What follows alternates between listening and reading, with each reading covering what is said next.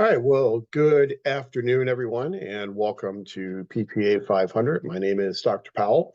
For those of you who are new to the MPA program, welcome to the MPA program as well.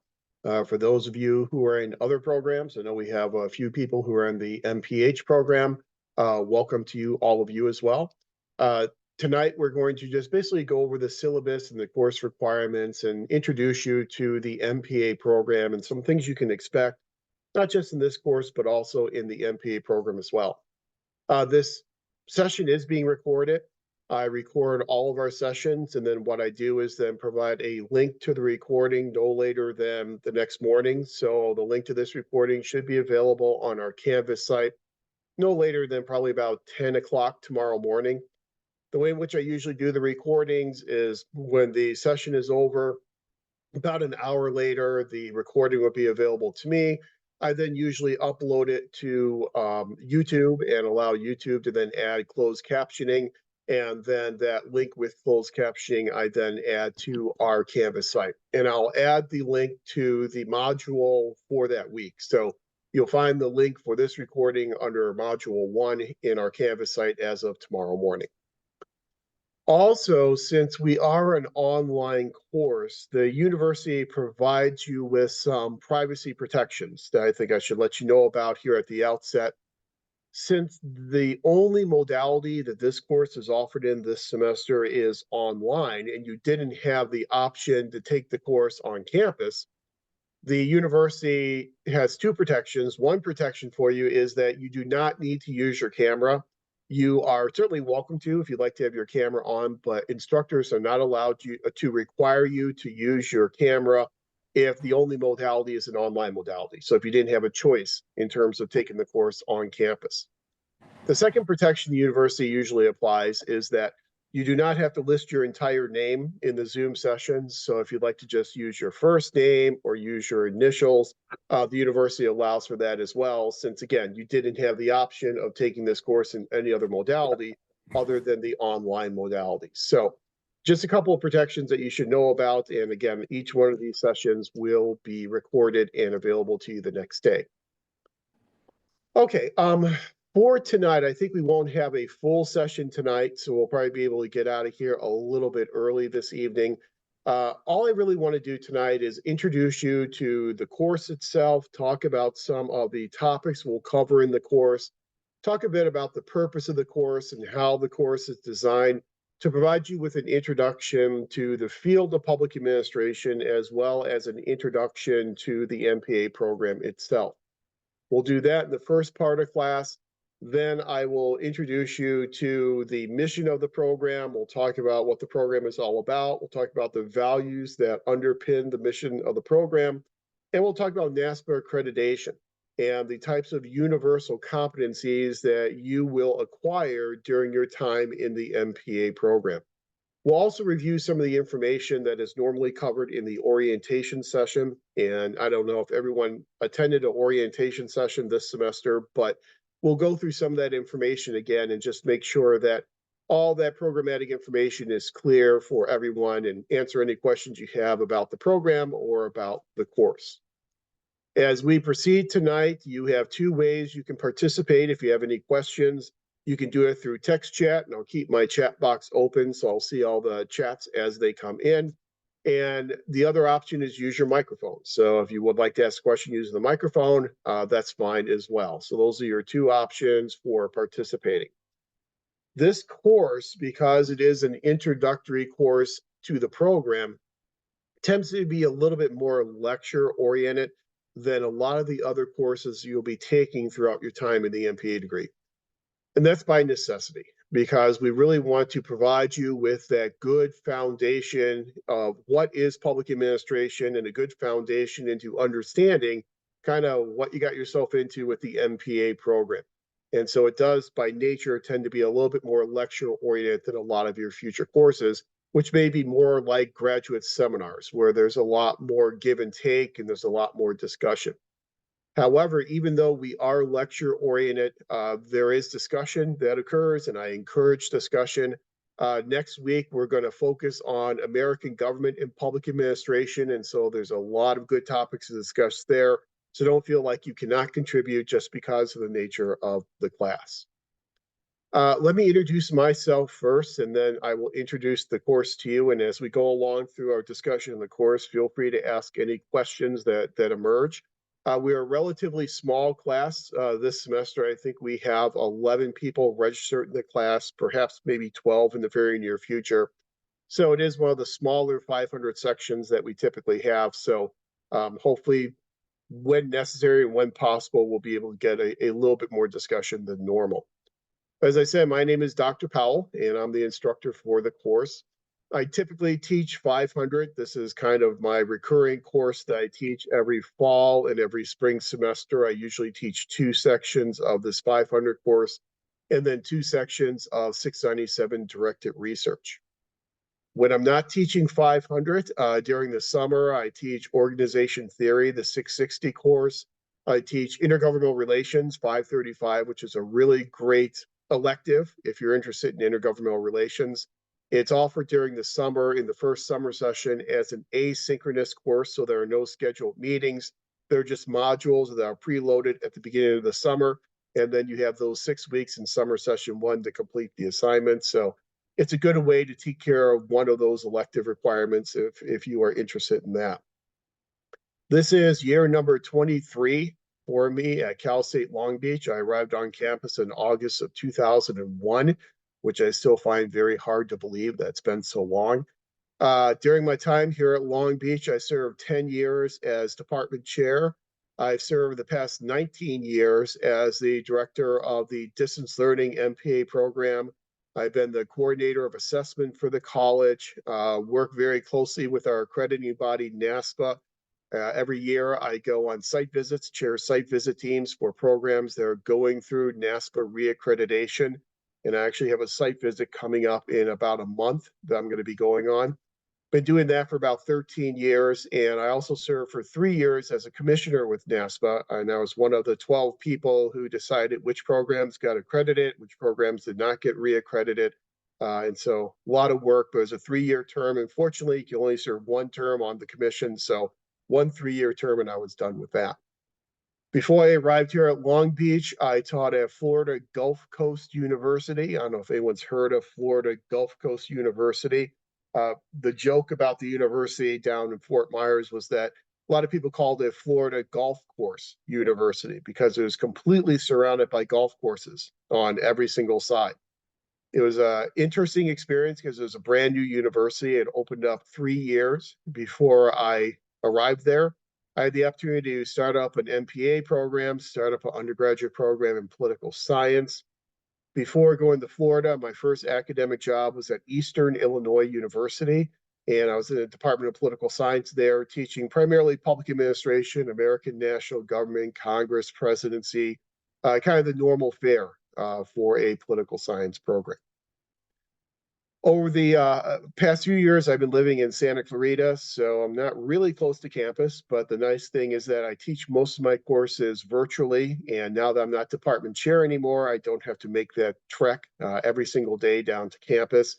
I will teach most of these sessions from home, which I usually have pretty good internet connection, but every now and then, for whatever reason, my internet may become a little bit unstable. If I get the message that my internet is unstable, I will let you know. And all that will really happen is I'll buffer a little bit. And so I'll just buffer and I'll kind of slow down what I'm saying. And then once it stops buffering, it'll speed up to try and catch up with what I said. But I'll get a little notice if my internet is unstable, and then I'll make provisions accordingly. Hopefully, I won't lose internet altogether. If for some reason you see me disappear from the session, just hang tight, don't leave. It just means I got kicked out momentarily. The session will still remain active, and then I'll be able to log back in, hopefully within a minute or two, and continue the session. But that's worst case scenario. Hopefully, none of that happens. I did one last thing on me is I was a locally elected official for 6 years. I served on a local school board as president and clerk, and also served as the president of a joint finance authority for about 2 years. So it gave me the opportunity to apply a lot of theories and concepts to the practice of public administration, and then also bring a lot of my experiences as elected official into the classroom as well. So it's been really helpful, and I still draw on some of those examples for some of the concepts we cover in the course. Now, in terms of learning more about all of you, we are a relatively small class, so we should be able to get to know each other pretty well, even though we're only together for 8 weeks. I have set up an introduction form for you, so I'm asking that between now and next week, if you could go on there and just provide a brief introduction to yourself, just who you are and any information that you're comfortable sharing, maybe where you work, why you're in the MPA program, or if you're in the MPH program, why you're in the MPH program, and just, a paragraph or so, just so we can start to get to know you a little bit better. Let's go ahead and talk about the course and some of the expectations for the course. And as I go through this discussion, as always, if there's anything that's unclear, anything you have a question about, feel free to go ahead and ask that question either through text chat or through your microphone. And the goal here tonight is just make sure that we're all on the same page with the course. You understand what we're doing, why we're doing it, when we're doing it, how we're doing it. And so if we're all on the same page here on night number 1, it usually makes the semester go a little bit better. This is a hybrid first half of the semester course, which means that we only meet for the first 8 weeks of the semester.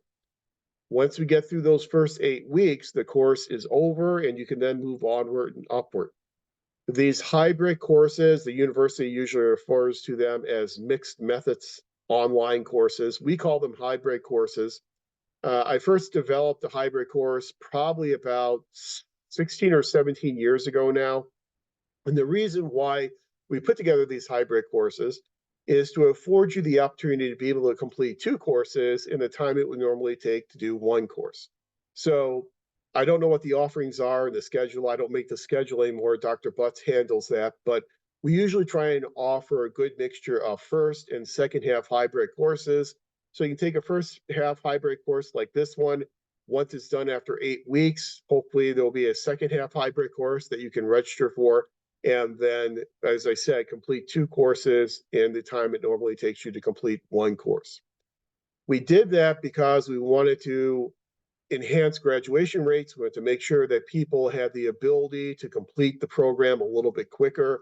We know that graduate education, even at a Cal State, which is inexpensive in comparison to a lot of other programs, still costs money. And so the quicker you can progress through the program, the better for you financially. And so that's why we set up these hybrid courses.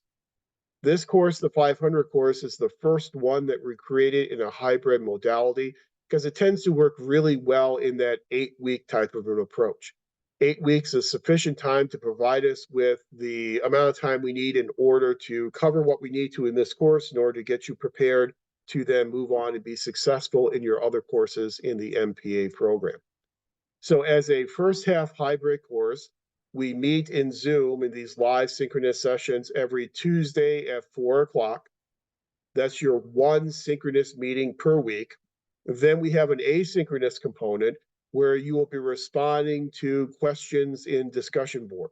And I'll show you what those are in just a minute and how to do that. But those are asynchronous, meaning that you will just log into our Canvas site.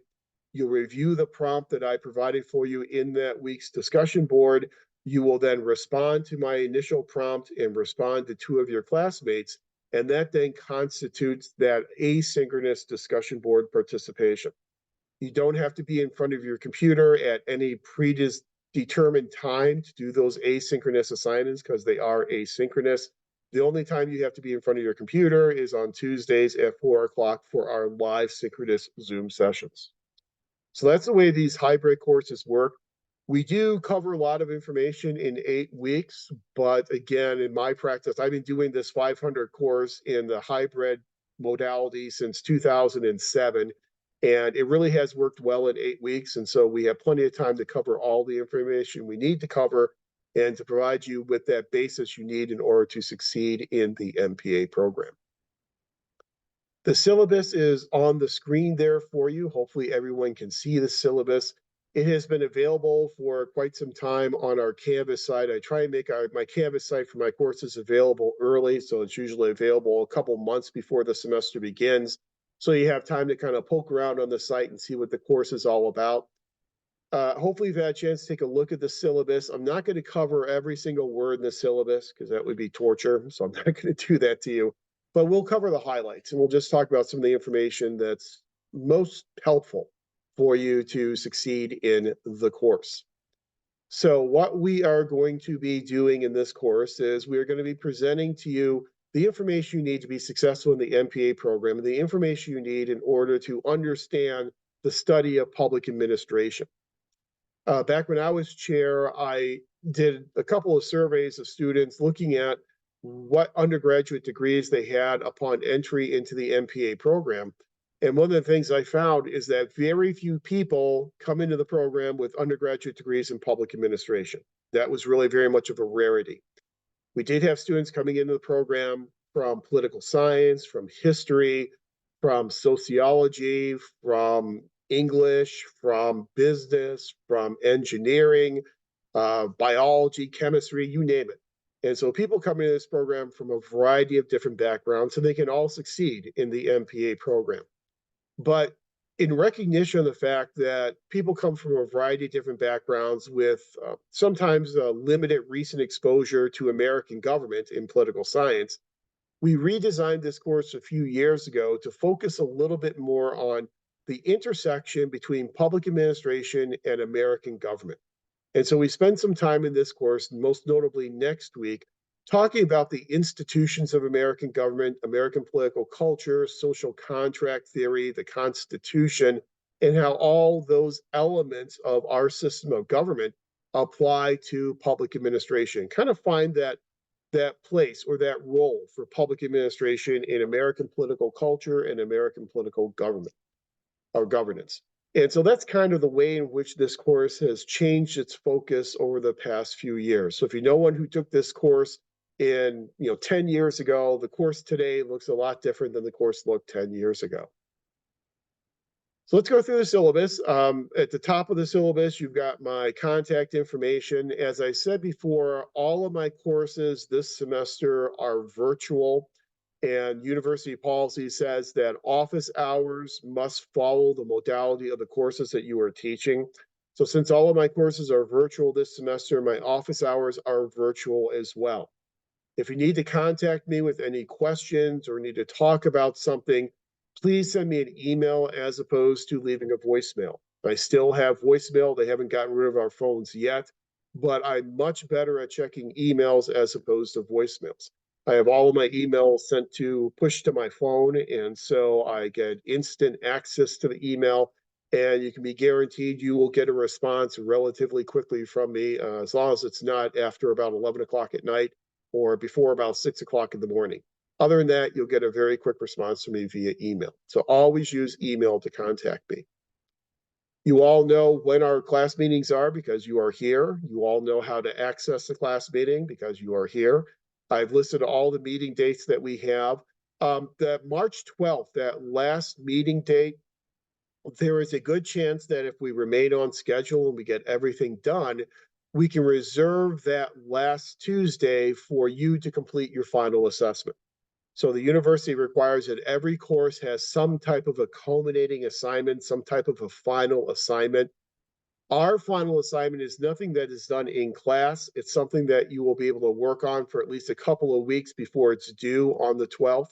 But we can still, hopefully, if we get through all of our material, reserve that last meeting for not actually having a meeting, but rather just giving you time to complete your final assessment. So things go well, we may only have 7 as opposed to 8 virtual meetings.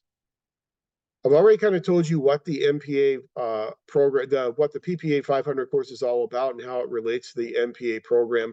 It really is your entry into the program. And so we introduce concepts such as intergovernmental relations.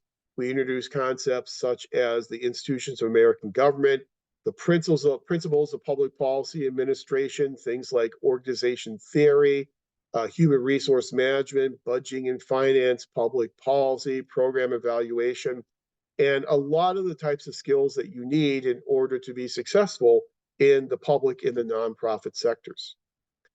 We also, in this class, will devote a good amount of time to talking about public administration.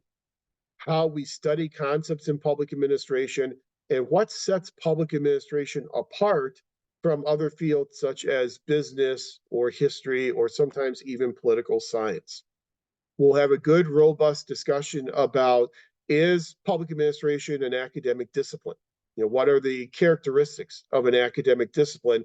And does public administration meet those characteristics to be able to be considered an academic discipline, or is it just simply more a subfield within another discipline such as political science? When I went through graduate school and got my PhD, I went through a very traditional political science program. And so in that program, public administration was considered to be a subfield of the bigger discipline of political science. So when I took qualifying exams before I did my dissertation, my qualifying exam areas were public administration and policy, presidency, Congress, state and urban government. And so it was one of 4 comprehensive exam fields that I focused on within political science. So if you ask the faculty and the students of that program, they would say that public administration is part of political science. However, if you would ask people in our department here at Cal State Long Beach, they would say that public administration is its own academic discipline. Because after all, here at Long Beach, our MPA program is delivered within a graduate center for public policy and administration. And even though we call ourselves a graduate center, we are an academic department. So we are one of, I believe, 12 departments within the College of Health and Human Services. We are not within political science. In fact, we're not even in the same college as political science. Political science is in the College of Liberal Arts. Even though we share a building, we're on one side of the SPA building, they're on the other. From an administrative perspective, we are completely separate and reside in different colleges. So I think here, if you ask faculty, they would say public administration is its own academic discipline. But it's important for us to really understand what public administration is in a class like this before you then move on to studying other elements of public administration throughout your time in the program. I've listed for you some course objectives and the 4 primary learning objectives for this course to comply with the requirements of the MPA program and its policies, and we'll spend some time reiterating some of that information again tonight. Articulate the basic concepts of American government and political institutions. That will be next week. We'll spend most of our time doing next week. Apply the major theories and themes of public policy administration. That is going to be pretty much the lion's share of what we do here in this course over the next 8 weeks. Articulate the basic elements and the major subfields in public administration. Again, that's where it's going to really be the lion's share of the material that we cover here in this class. You know when we meet, so no reason to go through that. The course organization, I've tried to organize the course so everything kind of has a logical flow. So, tonight we get started. The next week we'll talk about the role of public administration in American government. Then in subsequent weeks, we'll talk about accountability and ethics of being a public administrator. We'll talk about differences between public and private administration.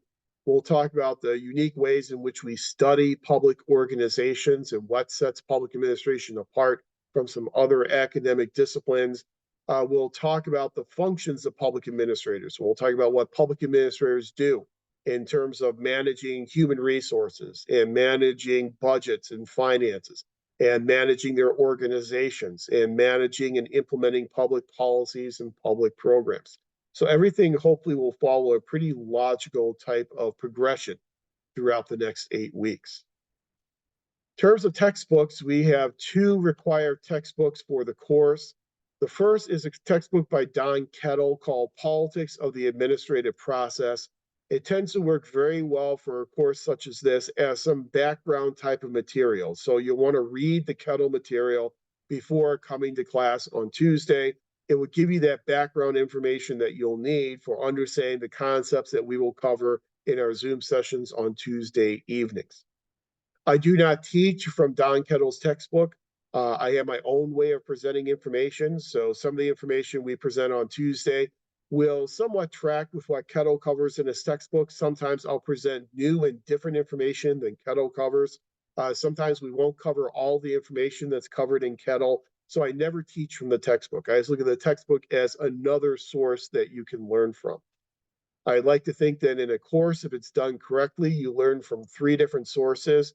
You learn from your colleagues, you learn from the textbook and the readings, and you also learn from the instructor. And so our textbook is just one of those 3 sources of information.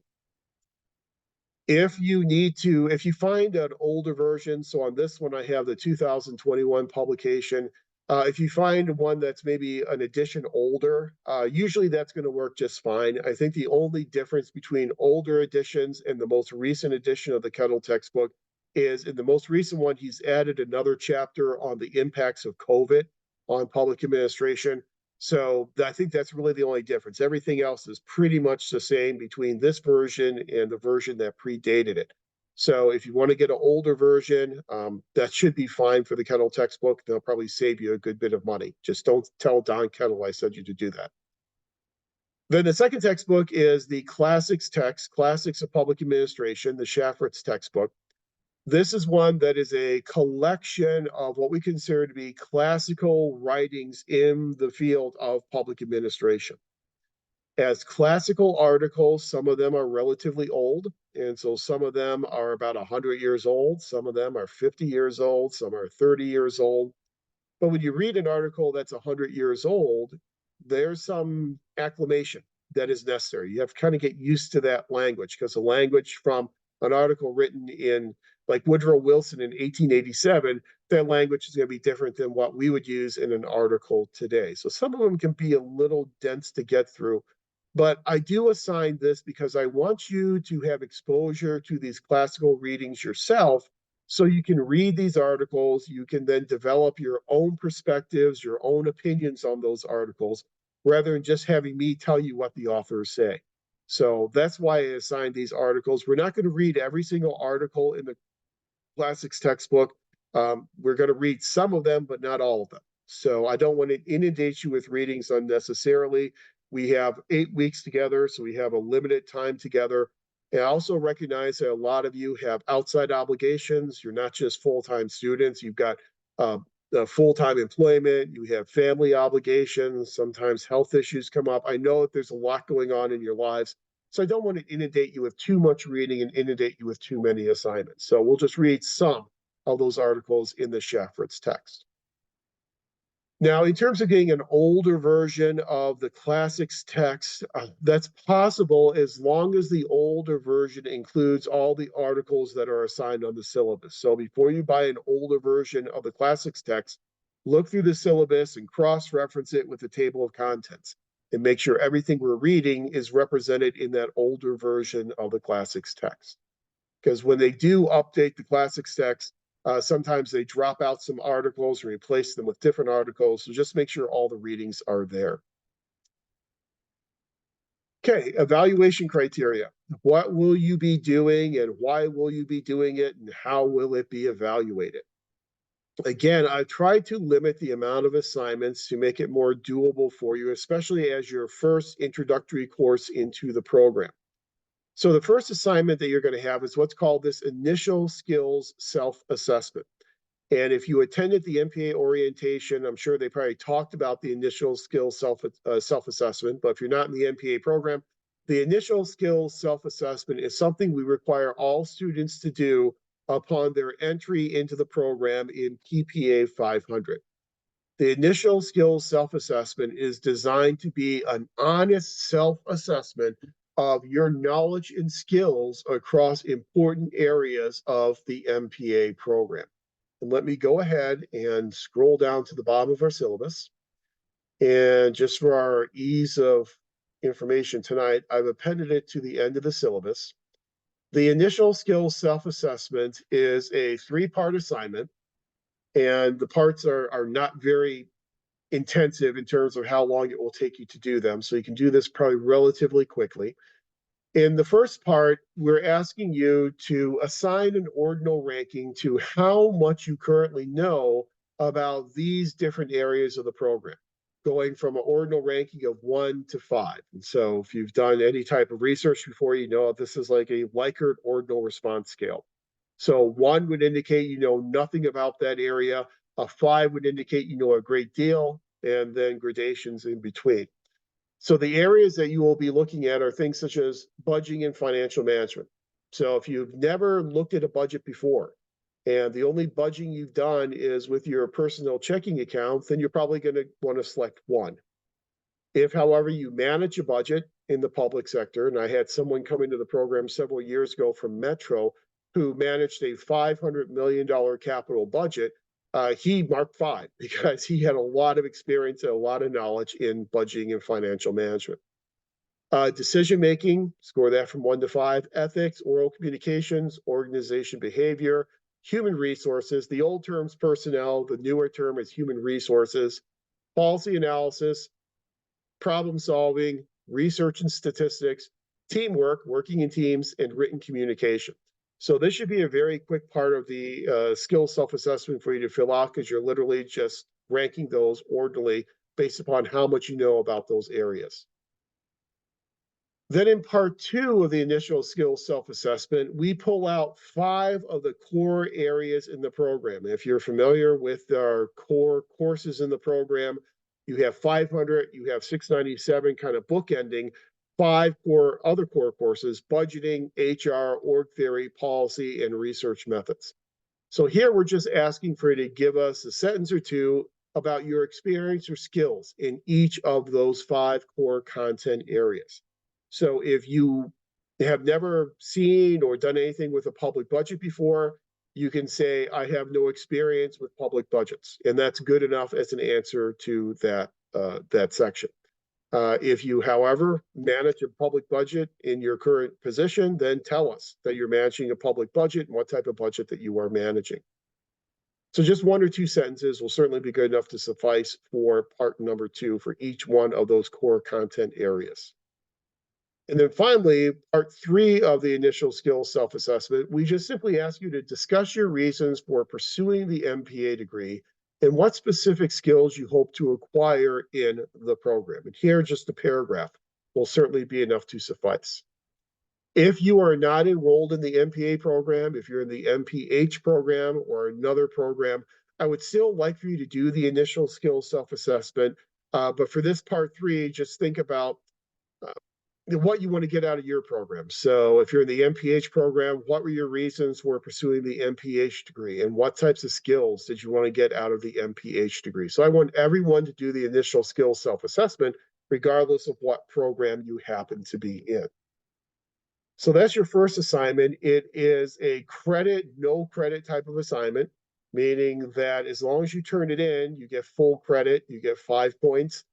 5 out of 5 points. There are no right or wrong answers. This is meant to just simply be an honest assessment of your skills as you are entering this course, as you are entering the program. So it's our initial skills self-assessment. Any questions on that?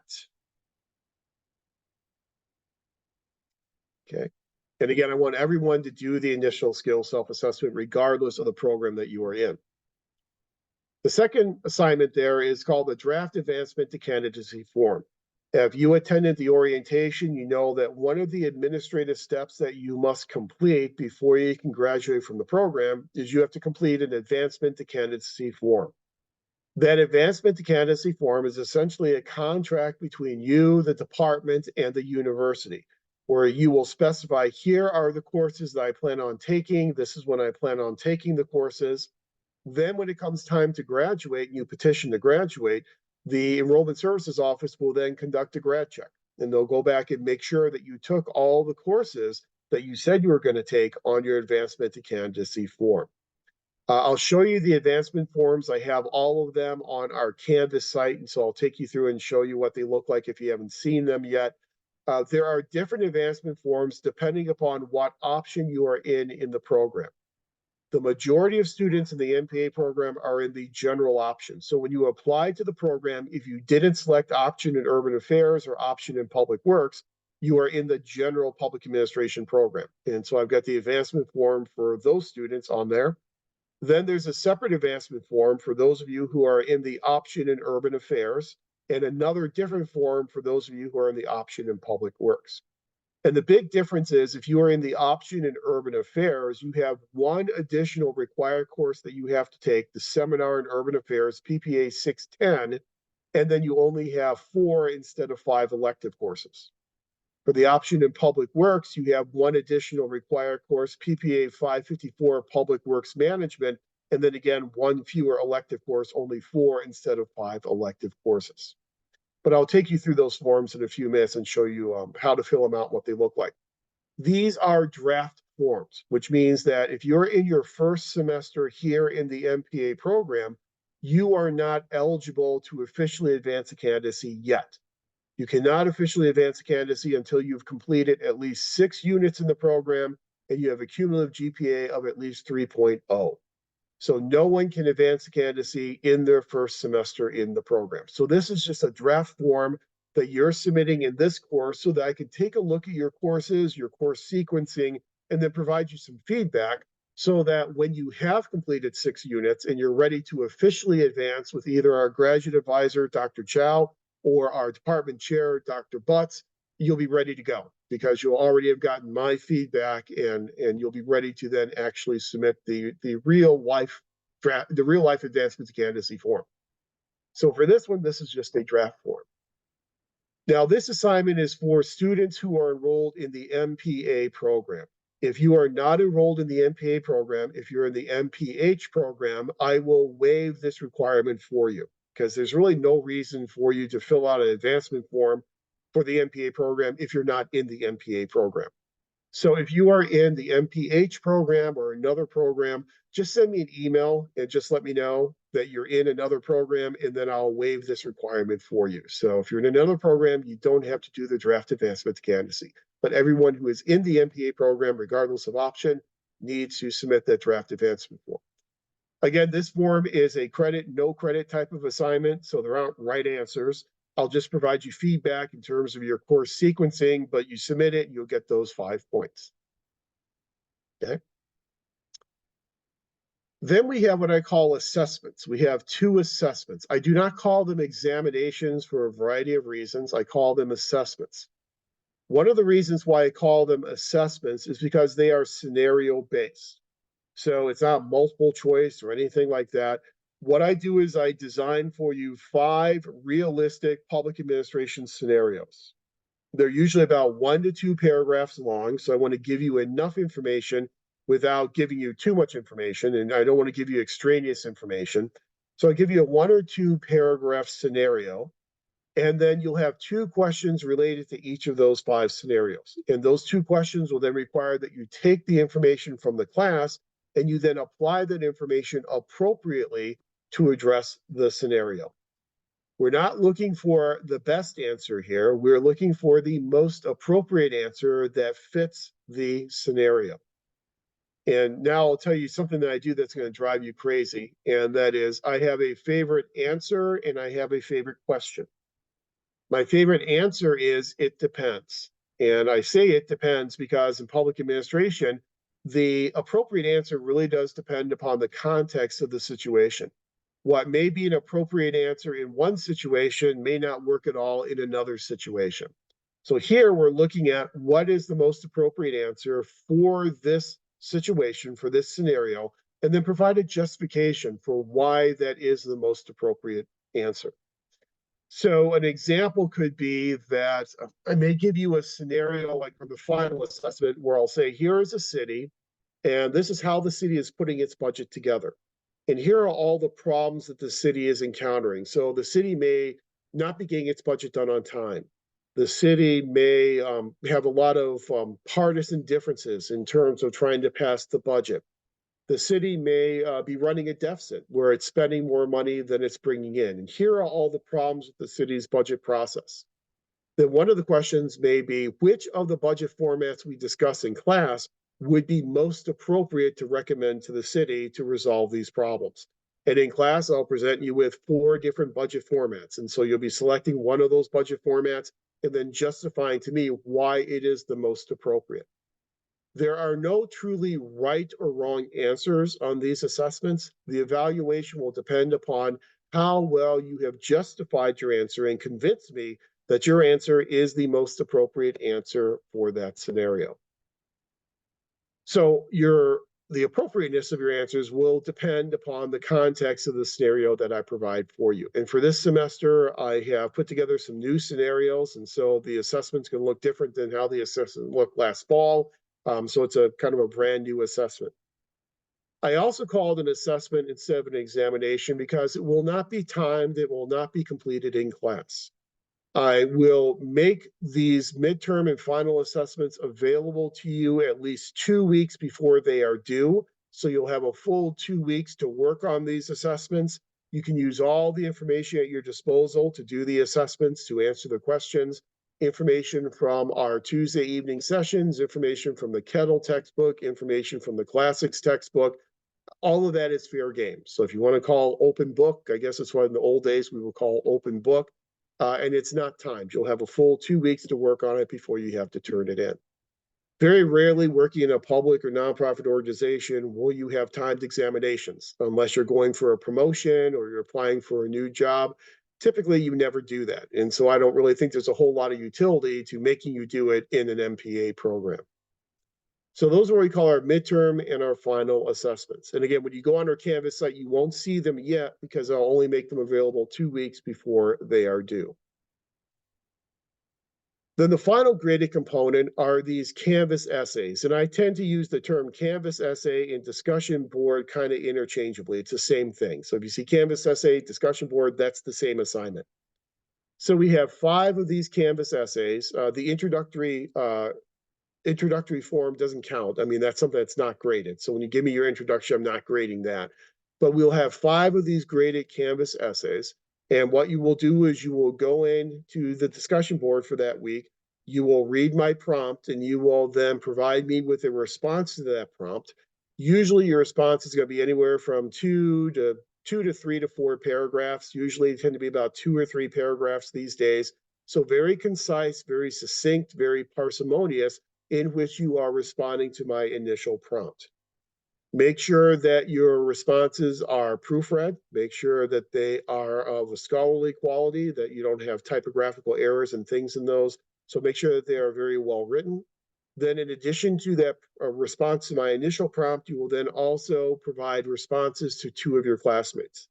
Those responses to your classmates may be shorter. They may be about a paragraph, maybe 2 or 3 sentences. So they can be much shorter than your initial post that is responding to my prompt. So for each of these Canvas essays, you're going to be posting 3 things: your initial response and then responses to 2 of your classmates. Each Canvas essay assignment is worth 30 points, 20 points for your initial response, and then 5 points for each of your responses to classmates.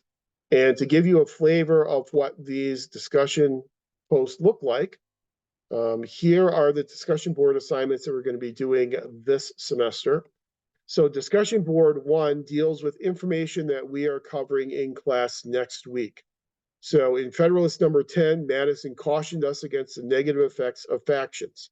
Do you believe that America is more factionalized and divided than in the past? Provide examples to support your position.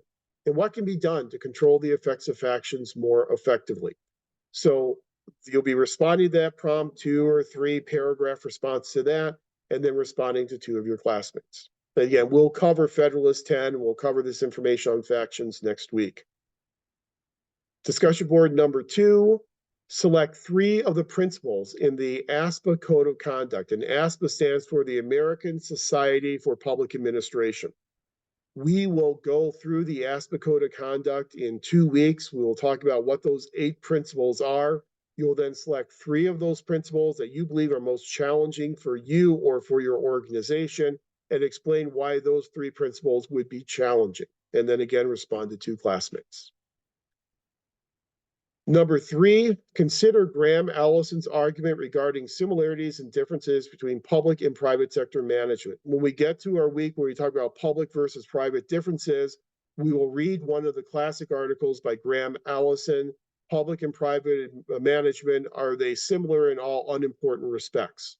Building off of that article, you will then talk about similarities and differences between public and private management using your organization or an organization you are familiar with. So if you're not working in an organization, if you've never worked in a public organization or nonprofit organization in the past, just use an organization that you are familiar with or interested in. Highlight 2 ways in which that organization is similar to a private organization, and then highlight 2 ways in which that organization differs from a private organization. Now, if you are currently working in a private organization, just reverse the logic. And so for your private organization, you would then look at 2 ways in which your organization is similar to a public or nonprofit organization, and then 2 ways in which it is different than a public or nonprofit organization. So you can do this assignment regardless of what sector you work in or what sector the organization you're interested in is located. And then, as always, you're going to be providing then 2 responses to your classmates. Then discussion board number 4, Canvas essay number 4. For many years, there's been an ongoing debate regarding whether or not public administration is actually a discipline or merely a subfield within political science. Take a position on whether or not public administration is a discipline and explain why you feel it's either a discipline or is not a discipline. There's no right or wrong answer here. This is your opinion about public administration. Is it a standalone academic discipline or simply a subfield within political science? But justify your answer. And we will go through some of the characteristics of an academic discipline in class to help you answer that, and then respond to 2 classmates. And then finally, Canvas essay discussion board number 5.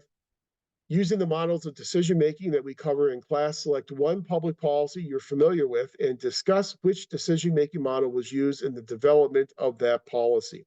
Are there other decision-making models that better characterize the policy process? So you can select any policy you want. It could be a housing policy, a welfare policy, immigration policy, any policy that you're interested in, and then talk about how were decisions made in formulating that policy.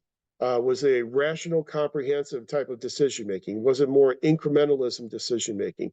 Was it a garbage can model of decision-making? Was it mixed scanning? And those are 4 decision-making models we will present in class, and you can choose from those 4, choose one, and tell me which one you see at play in that policy. So that's the idea behind these discussion boards, these Canvas essays. Again, I think they're relatively straightforward. Be as parsimonious as you can be as concise, say as much as you can with as few words as possible.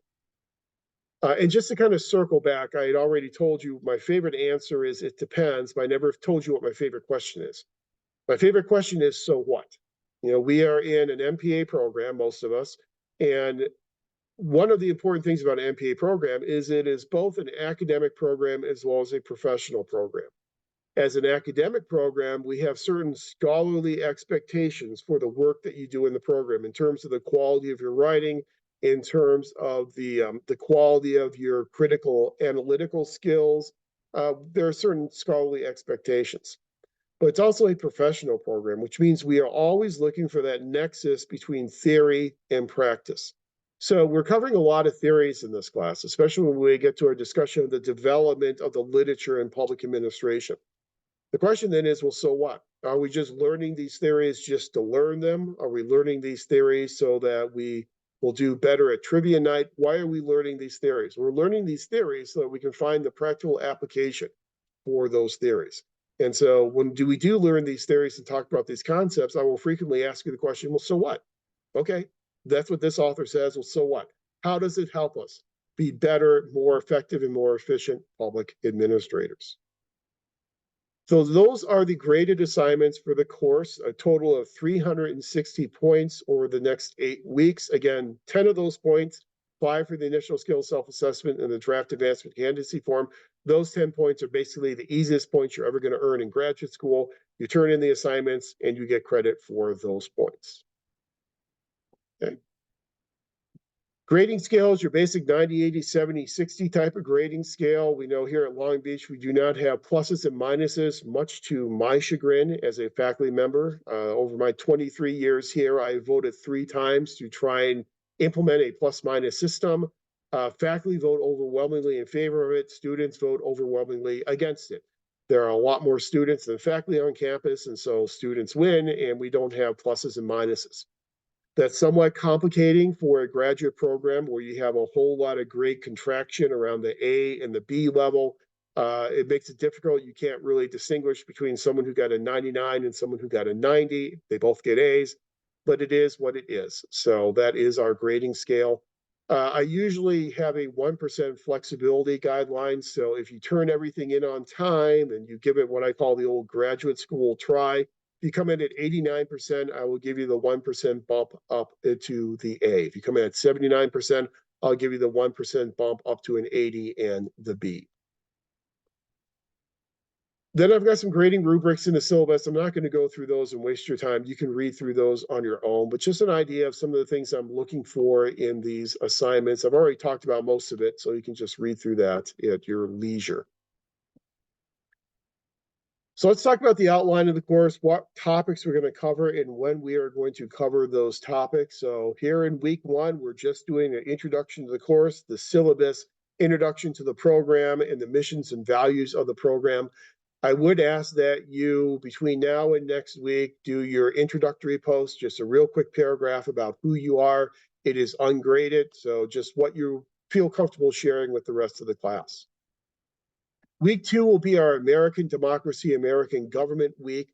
For that week, your readings are the Articles of Confederation, the Constitution, and Federalist Papers 10, 39, and 51, with an emphasis on 10 and 39. So if you do have to prioritize some of your reading, it's not all that imperative you do 51, but I really want you to be able to read 10 and 39. I have links for all of those readings under Module 2 in our Canvas site. So they're all free and open sites. So you can just click on them, read the articles, read the Constitution, and those at least 2 Federalist Papers. That first Canvas essay, first discussion board post is then due by February 6th, and your initial skills self-assessment also will be due by February 6th. And whenever I give you a due date, it's by midnight on that day. And so 11:59 and 59 seconds p.m. on February 6th. So you have the whole day on February 6th to finish it up and then turn it in at least before midnight, before we turn to February 7th. So all these due dates are by midnight of that day. Week number 3, we're always very lucky every semester to have Kelly Janisek, our disciplinary university librarian, come in to talk to us about doing research in public administration. And her primary areas are political science and public administration. So she will be coming into our session in week 3 to talk to you about some of the different electronic databases that are available to you in doing public administration research. She'll talk to you about the different ways in which you can do searches, Boolean searches and all that good stuff to help you narrow your topics down. Now, you're not going to be doing a research paper in this course. There's no research paper assignment because it's an introductory course. But in some of your future courses, you will certainly need to do some public administration related research. And so the information that Kelly will give us will be very useful for you in being able to do research in your future MPA courses. So Kelly usually will use up about the first hour and a half or so of the class session on February 6th. Then in the last part of class, I will then introduce the topic of accountability and ethics. We'll talk about some of the reasons why accountability is so difficult to implement in the public sector. We'll talk about some of the different accountability expectations between the public and private sectors. We will introduce you to the ASPA Code of Ethics and the 8 principles in the ASPA Code of Ethics, and talk about what it means to be a public servant. Don't worry about that public service assignment. I've taken that out for this semester, so you don't have to worry about doing a public service assignment, but we will talk about what it means to be a public servant. You then will have your second Canvas essay, which will be due on February the 13th, and your draft advancement to candidacy form also due on February 13th as well. And then for each of these weeks, you'll see the readings that are also assigned. And just to speed along a little bit, week number 4, we'll look at scope of government, differences between public and private sectors and organizations. This is the week where you'll be reading that Graham Allison article to then prepare you for that Canvas essay. And Canvas essay number 3 is then due on February the 20th. Then in week 5, we'll get into our discussion of public administration as either a discipline or a field of study. We'll also then talk about how the field of public administration has developed in terms of the theoretical approaches that have been used to study public organizations in that week. time permits that week, we'll then start to get into the role of administrators in public policy. And we'll talk about decision-making that is done in the policy formulation, implementation, and evaluation processes, and how we can measure effectiveness among public organizations. Canvas essay number 4 is due on the 27th of February, and your midterm assessment is then also due on February 27th. I will, as I said before, make it available at least 2 weeks before the due date. So I will make it available on our Canvas site no later than February 13th. So you have 2 weeks to work on it. Then in week 6, we will get into the theories of reform in public administration and public employment. We'll talk about the different eras of public employment. We'll talk about the era of gentlemen, the era of spoils, the era of merit. We'll talk about the influence of unions, which is pretty topical now, given what just transpired in the CSU system. Then we'll talk about how we manage personnel and human resources. And Canvas essay number 5 is then due on March the 5th. Then in class on March 5th, we'll talk about how we manage fiscal resources. We'll talk about different types of budgets. We'll talk about the importance of managing public taxpayer dollars and the higher ethical standards that are attached to managing public taxpayer dollars. You've got your readings there. And then if time permits that night, we will also then talk about how we measure performance in the public sector. And if everything goes well, we've covered all of our topics, by the time we get to week number 8, we can reserve March to 12th just to give you additional time to then finish up your final assessment. But we'll kind of play it by ear and see how it goes. I've also included the due dates here again for you, just for kind of a handy, one-stop shopping, if you will. Additional skills self-assessment due on February 6th, draft advancement form, midterm assessment, and final assessment, and then your sessions, your live Zoom sessions that we're going to be having, and then the due dates for your Canvas essays, beginning with your introductory post, which is due next week, and then your other due dates for your Canvas essays. We've already talked about the Canvas essays and what they look like. Just some few little items to wrap up the syllabus then. Late assignments, I do have a 10% late penalty that is applied for every 24 hours that an assignment is late. So you want to try and turn everything in on time. If for some reason one of your assignments will have to be late, there's a health issue or family issue or something like that, just reach out to me in advance and let me know, and we can usually then avoid that 10% late penalty. I do understand sometimes life intervenes. It does for all of us, and so I want to be very helpful in that regard. Everything gets submitted electronically through our Canvas site. So all of your Canvas essays will be posted directly in those discussion forum areas. All of your other assignments, the midterm assessment, the final assessment, the draft advancement form, the initial skills self-assessment, all get turned in through the assignment links that I've provided for you in our Canvas site. So everything comes in electronically. This next one is an important one, the policy on withdrawals. If for some reason you hate me or you hate the course or whatever, that's fine. If you need to withdraw from the course, go through the official withdrawal process. Make sure you make it official. If you just stop attending and stop turning in assignments, when we get to the end of our 8 weeks and I have to turn in final grades, if I have no basis on which to assign a grade, I have to, by university policy, assign a WU grade. WU, for whatever reason, stands for unauthorized withdrawal. I would like for it to be UW, but it's WU. An unauthorized withdrawal counts for GPA purposes the same as an F. And when I was department chair, I know I dealt with this a lot, where students, for whatever reason, would end up with a WU on their transcript, and it was killing their GPA. And I would fight as hard as I could to get the WU removed from their transcript. The university does not like to do that. And usually once a WU goes on your transcript, it sticks there. So it's best to just avoid it altogether. If you have to withdraw, go through the normal withdrawal process. I usually don't like to assign incompletes. Now, I know that sometimes there are catastrophic things that happen that will preclude you from completing the course. If so, please reach out to me and we can discuss it. But one of the problems with incompletes is that an incomplete, if the coursework is not completed within 1 calendar year, that incomplete will then turn into most normally an F.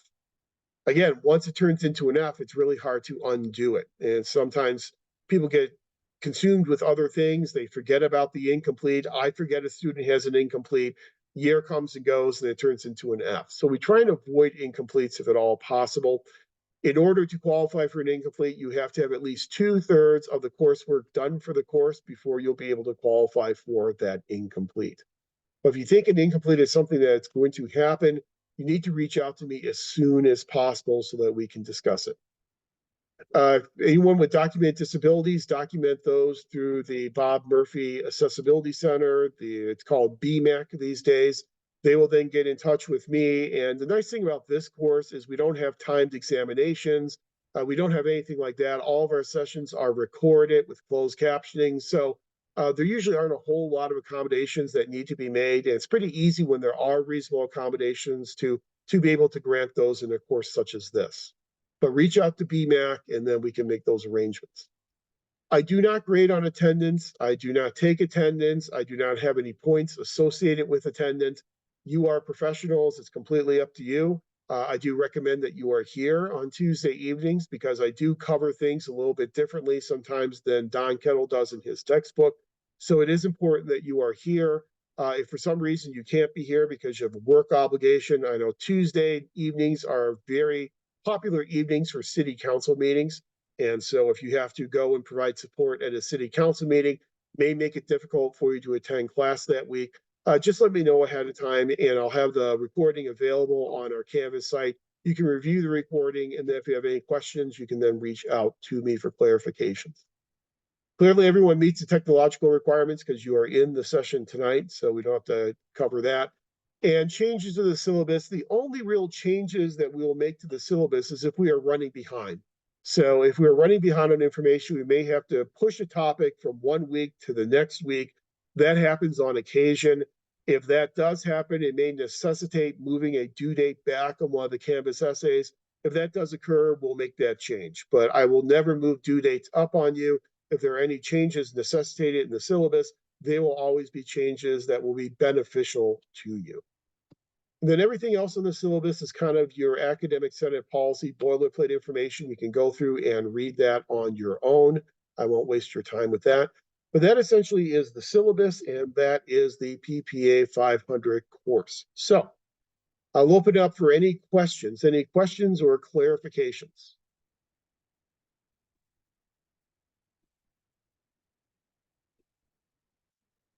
Well, you guys are easy tonight, all right? If not, let me stop our share. And let me go ahead and share out my slideshow. So now what I'd like to do is just take you through a recap of some of the important parts and elements of the MPA program. And if you attended an orientation session, you probably got this information already, but it's never a bad idea to kind of reiterate it and present it in a little bit different fashion. If you weren't able to attend the session, the orientation session, then this is kind of your orientation here tonight. We'll be able to speed through this relatively quickly because I still want to be able to go back and show you our Canvas site and kind of show you the draft advancement form and where everything is organized in our Canvas site before we get done this evening. So the MPA program, as you probably already know, we are NASPA accredited, and we just went through our last NASPA reaccreditation this past year. So I think Dr. Butts got our most recent reaccreditation letter in July of 2023. NASPA provides up to 7-year accreditation. So 7 years is the longest accreditation cycle you can get. And we were accredited for another 7 years through the year 2030. Accreditation is a very intensive process. I know Dr. Butts had a lot of sleepless nights as he was putting our self-study together and hosting a site visit team. I had done it the past 3 times as department chair, so I know just how difficult it is and how time-consuming it is. But it is important because not every program has NASPA accreditation. There are about 120 or so NASPA accredited programs, and NASPA has an accreditation roster that you can access at their site, naspa.org, if you are interested in that. But But there are a lot of programs, MPA programs out there, is even in the Cal State system, that are not accredited by NASPA. So it's important whenever you leave the program, you go out there to get a promotion or go out to get a new job. Graduating from a NASPA accredited program really is very much a feather in your cap. We have 6 full-time core content faculty members. Dr. Butts is our department chair currently. Dr. Zhao is our current graduate advisor. I am the director of the distance learning program and have been for the past 19 years. Dr. Baber is currently on our faculty early retirement program, which means that he only teaches half time. So it's kind of less likely that you'll probably get Dr. Baber over the next year or two as he transitions into retirement. He typically teaches organization theory and directed research, but again, he will be transitioning out in the next couple of years. Dr. Martin, he does primarily our personnel, human resource management courses, as well as the seminar in urban affairs. So if you are in the option in urban affairs, you'll have probably 610 urban affairs with Dr. Martin. And then Dr. Melissa Matthews, she does primarily our the policy analysis course. She also does nonprofit management, grants administration, and she is our most recent former graduate advisor. So she's also very well versed in the program and university regulations and requirements. You know, our curriculum, we're a 39 unit MPA program. So we have core courses. This course, we have public budgeting, human resource management, organization theory, policy analysis, and research methods. The research methods course these days is really taught much more as a program evaluation type of focus, where we say, let's take these research methods that you would get in a classic social science research methods course, and let's put them in the service of evaluating public programs.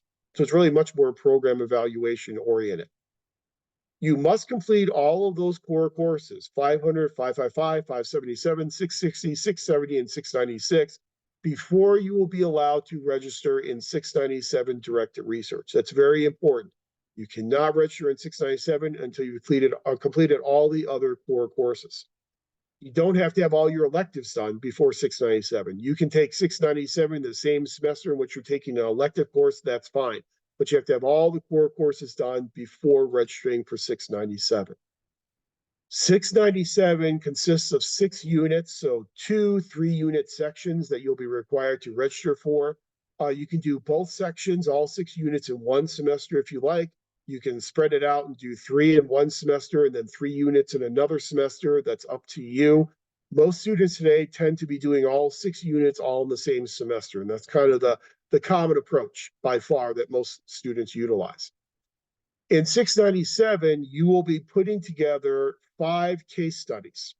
1 case study in budgeting, 1 in HR, 1 in org theory, 1 in policy analysis, and 1 in research methods program evaluation. So complete 5 case studies. Those case studies are published by faculty on the Canvas organization site in August, and then those are good for that entire calendar year. So we only post new cases in August. Those 5 cases you'll be then completing here in 697 directed research. Once those 5 cases are completed, then you will do the final skills self-assessment, which is just a redo of the initial skills self-assessment that you are doing here this semester in PPA 500. The initial skills self-assessment is your self-assessment of your skills upon entry into the MPA program. The final skills self-assessment you do in 697 will be your assessment of your skills upon leaving the program. So it's the same assignment, but you'll do final skills self-assessment after you completed your 5 cases in 697. Then in addition to these core courses, you then will select 5 electives. Those electives can be selected either within the MPA program or from a program outside of the MPA degree. You must list those electives on your advancement to candidacy form. And if you're planning on taking an elective outside of the Graduate Center for Public Policy and Administration, you must get the approval of either our graduate advisor or our department chair. And the reason for that is that 2 reasons for that. One reason for that is that some of the programs around campus are impacted with enrollment, which means that they only allow their majors into their courses. And so there are some programs where you literally, as a MPA student, cannot go out there and take their courses. Dr. Butts and Dr. Zhao have a list of all those courses so they know which courses are open to MPA students and which are not. The second reason is our accreditation. One of the requirements of our accreditation is that we need to control the governance of the curriculum in the MPA program. So whenever an MPA student goes outside the department to take an elective course, we as the PPA faculty, we have to attest that yes, this course content is worthy of the MPA program, that yes, it's of a adequate rigor that it should count toward the MPA degree. And so again, Dr. Butts and Dr. Zhao can kind of help you figure out which of those courses students have taken before that have worked, which courses you may want to stay away from. But any elective courses you take outside the department must be graduate level courses. So they must be 500 level or above. I don't know if anyone is transferring into the program. Every now and then we'll have students who transfer in from another MPA program. If you are transferring from another MPA program, you may transfer up to 9 units of that coursework you've already completed to apply to the Long Beach MPA degree. But if you are transferring coursework in, you again want to talk to either Dr. Butts or Dr. Zhao about those courses to make sure they can transfer. When we transfer courses in, we only transfer them in as electives. All the core courses in the program must be taken in residency as a student in the Long Beach program. So if you're transferring courses in, they will come in as elective credit. Now, again, if you were in the orientation session, you know all about advancement to candidacy. As we said, this is one of your administrative hurdles that you will have to accomplish before you can graduate with your MPA degree. You cannot do it in your first semester. You can only do it after you've completed 6 units with a 3.0 cumulative GPA. Just like you cannot advance candidacy in your first semester, you also cannot advance in your last semester. So you may not advance in the semester in which you plan to graduate. So you really want to think about officially advancing in candidacy once you have completed those 6 units, once you've gotten through your first semester in the program. Also, an important requirement, because the university likes money, is that you have to be enrolled in the semester in which you are advancing. So if you're advancing in the spring semester, you have to be enrolled in some courses or at least 1 unit in the spring semester in order to be allowed to advance. After you advance to candidacy, and again, you'll do your official advancement to candidacy through Dr. Butts and Dr. Zhao.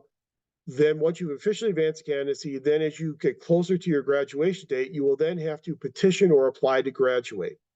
Petition to graduate is something done between you and Enrollment Services. So Enrollment Services has a link on its website. You click on that, fill out the online form, pay the fee, which used to be $55. I don't know what's happened to those fees over the past few years, but you will apply to graduate on the Enrollment Services website. And then that will trigger Enrollment Services so they will know this is when this person is planning on graduating, and they can then go and conduct their grad check to make sure you completed all the courses you promised to complete on your advancement to candidacy form. You cannot petition to graduate before you advance to candidacy. You must have an advancement to candidacy form on file with Enrollment Services before you can petition to graduate. And when you advance the candidacy through Dr. Butts or Dr. Zhao, once you submit that form to them, if everything is good, they will then handle informing Enrollment Services. You don't have to inform Enrollment Services directly with the advancement. The department will do that for you. However, petition to graduate, that is something you do directly on the Enrollment Services website. There are deadlines associated with that. And so if you are graduating in the spring or summer semester, you must petition to graduate no later than October 15th. If you're graduating in the fall or the winter semester, you must petition to graduate no later than March 1st. I've already mentioned what directed research is. You're going to be completing these cases on your own independently. It is not a classroom-based course, so there are no virtual or otherwise meetings for 697. You just work on those 5 cases and then fill out your final skills self-assessment. I know that there are some people in the course who are in one of our 2 options, option in urban affairs or option in public works. And so you should familiarize yourself with the requirements of those 2 options. Like I said, you'll have 1 additional core course, 1 fewer elective course if you're in either the option in urban affairs or the option in public works. Everyone, regardless of the option that you are in, will have the opportunity, if you'd like, to complete a certificate. We have a certificate in employee-employer relations, one in public sector financial management, and one in public management analysis. We as a faculty over the next year or two, we're going to be going through the process of reevaluating these certificates to determine which ones to continue, which ones to perhaps modify.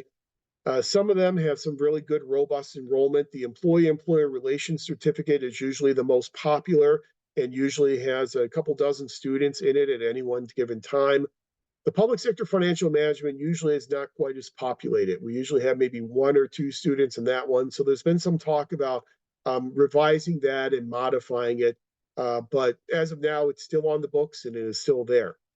The nice thing about the certificates is that you can complete a certificate within the 39 units for your MPA degree. So if you plan it correctly, you will not have to do additional work beyond 39 units to get a certificate on top of your MPA degree. You can all work it all within that 39 unit requirement. I've provided links in the slides to take you to the catalog so you can see the requirements for each one of these certificates, the types of courses that you will need to take. So for instance, in employee-employer relations, one of the courses you'll be required to take, obviously, is employee-employer relations, PPA 575. Then there are also limitations in terms of the electives that you can take. There is a prescribed list of electives that you are allowed to pick from for each one of these certificates. So if you want a certificate, I strongly recommend follow those links, take a look at the catalog for the requirements for those certificates, and then you can discuss it with Dr. Zhao or Dr. Butts, and they can provide you some additional information about the certificates and advancing with those certificates. Also at the orientation, you probably heard all about the student learning portfolio. But let's just cover this information again really quickly about what the student learning portfolio is and why you have to turn in a student learning portfolio. When I first came to Long Beach in 2001, we used a comprehensive examination. And that comprehensive exam was the culminating assignment for people to graduate from the program. There were a couple problems with the comprehensive exam. The first problem was the exam, even though it was called comprehensive, it was not comprehensive at all.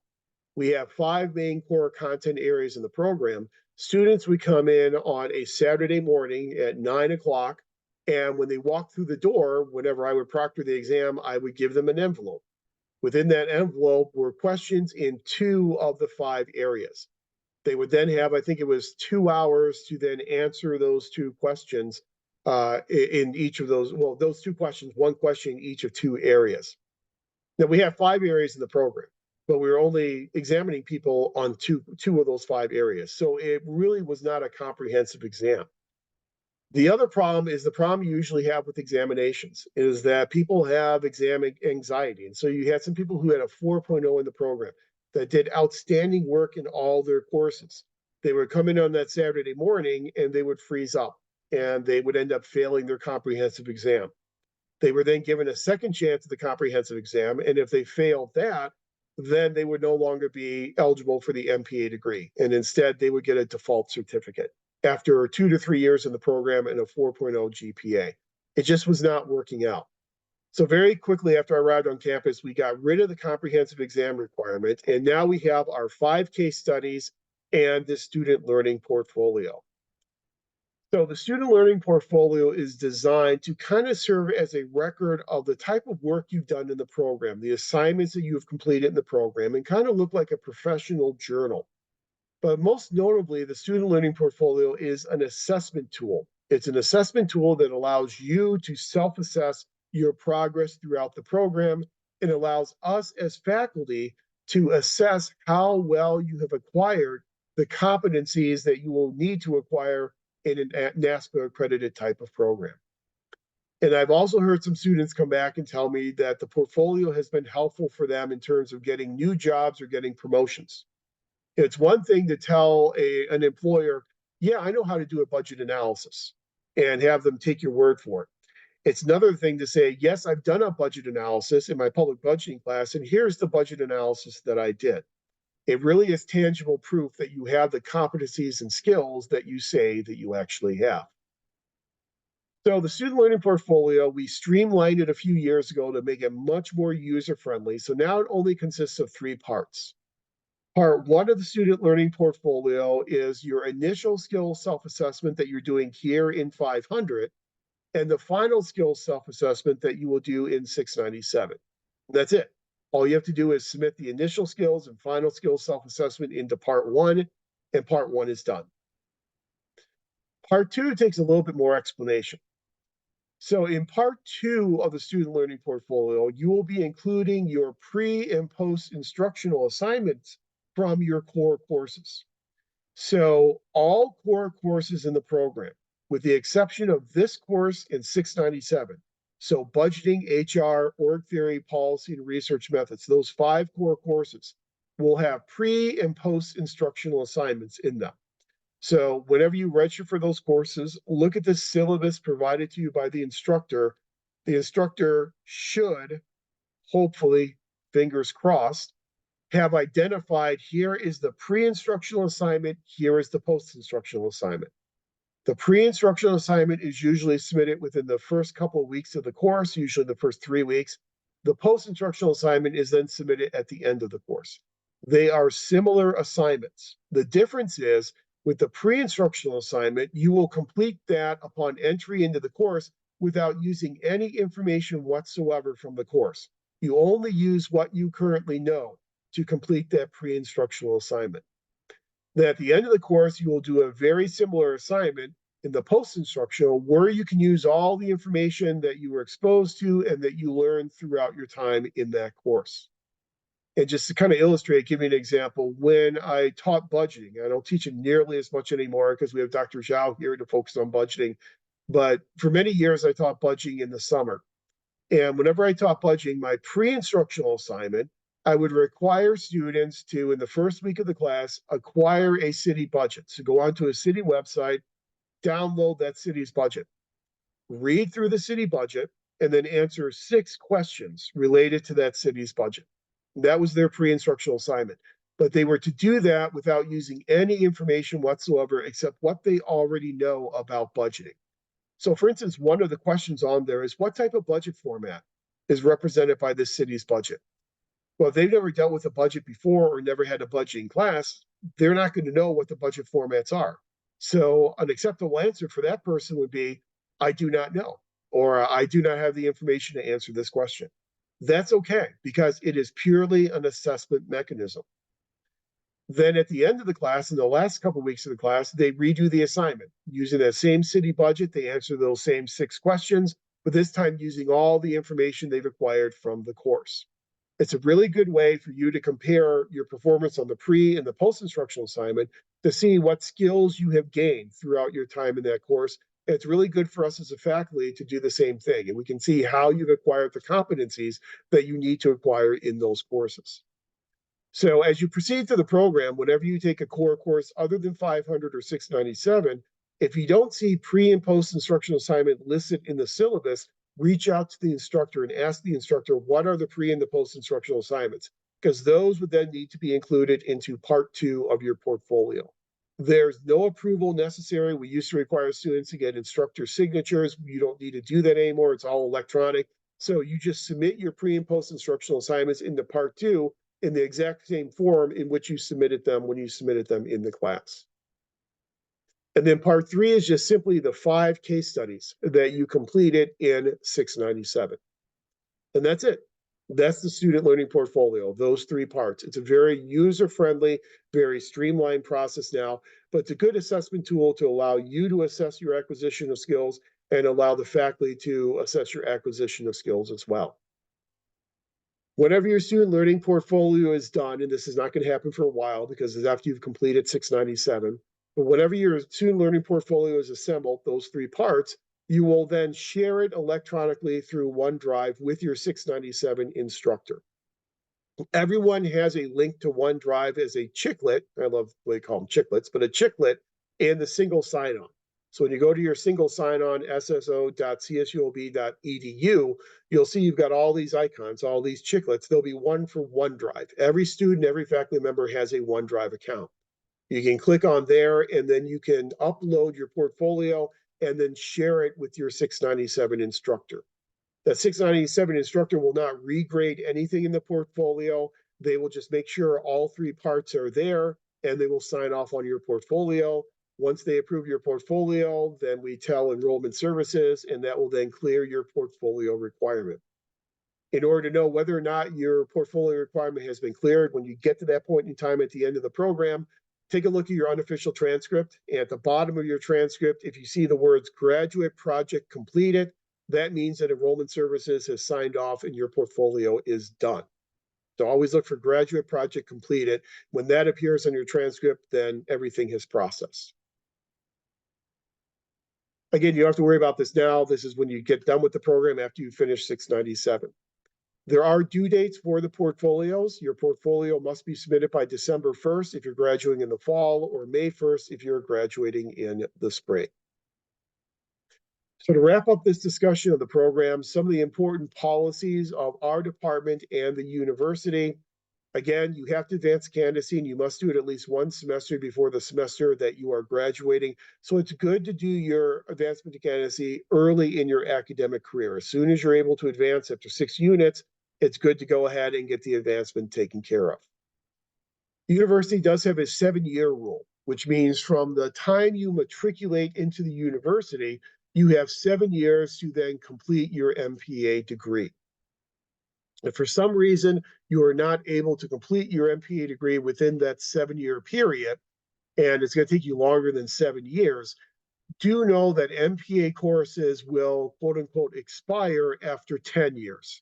So any course that you take, if you can't get done in 7 years, you have to come back into the program again.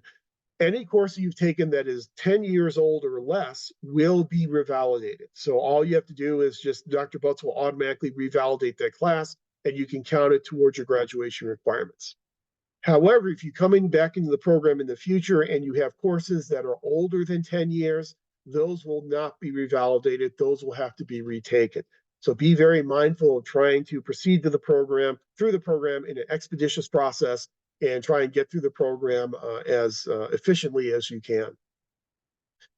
University does require continuous enrollment. So from the moment that you matriculate into the university, so for most of you in the MPA program, that would be this spring, you must then maintain continuous enrollment in every fall and every spring semester until you graduate. Summer and winter, you don't have to be enrolled. That's kind of a different structure. It's run by CPACE, the College of Professional and Continuing Education, with a different fee structure. You don't have to take winter and summer courses. I do recommend taking summer courses if you can get through the program a little bit quicker, but it's not required. But you have to be enrolled in something every fall and every spring semester until you graduate. If in any fall or spring semester you are not enrolled in anything, then that will be considered a break in enrollment by the university, and it will require you to then reapply to the university and reapply to the graduate center again. So if for some reason life intervenes and you cannot be enrolled in a fall or a spring semester, you certainly need to do an education leave form. And education leave forms are available on the Enrollment Services website. You don't have to have department approval for it. You just fill out the education leave form, and the university will automatically grant you that education leave. That will then stop the clock from ticking and allow you to take a semester off without breaking enrollment. But if for some reason you can't take a course in the fall or the spring, by all means, make sure to do your education leave form.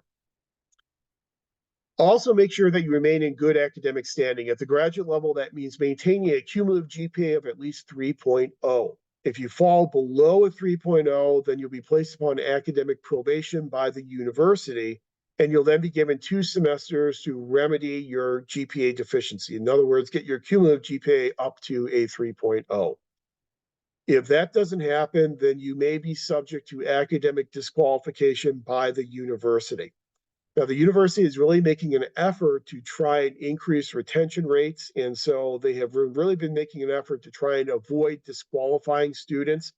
But if for some reason your GPA falls below a 3.0, I strongly recommend that you contact Dr. Zhao as our graduate advisor, or department chair, Dr. Butts, and talk with them about a plan of coursework that will help you get your GPA back up to a 3.0 by the end of the next semester. And they can put together an academic plan for you and help you get that GPA back up to 3.0. That shouldn't be a problem for anyone, hopefully, but just in case it happens, those are the policies. There's also a grade appeals policy. And so if you feel an instructor has awarded a grade that you disagree with because you feel it's arbitrary, capricious, or prejudicial, you can then enter into the grade appeals process. Now, the assumption in the grade appeals process is that the grade that was provided by the instructor is correct. So the burden of proof in the process is on the student. Students must show that the grade was either arbitrary, capricious, or prejudicial in order to win a grade appeal. The grade appeal process is two-part. There's an informal and a formal part. The informal part is when you contact the instructor and see if informally you and the instructor can work out an agreement on the grade.